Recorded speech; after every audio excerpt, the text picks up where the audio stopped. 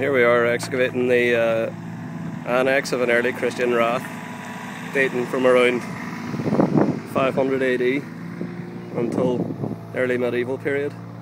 I'm just showing you here is the main ditch of the rath, and that's the centre of the rath, and there would have had structures and stuff.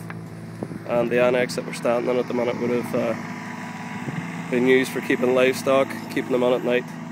It's a sort of rectangular shape. You see some of the trenches coming out here. It was right the way around. The field boundary heading down into the fields just in the distance there. And here we got some of the other archaeologists just finishing up cleaning and recording process. Hopefully that's enough for you.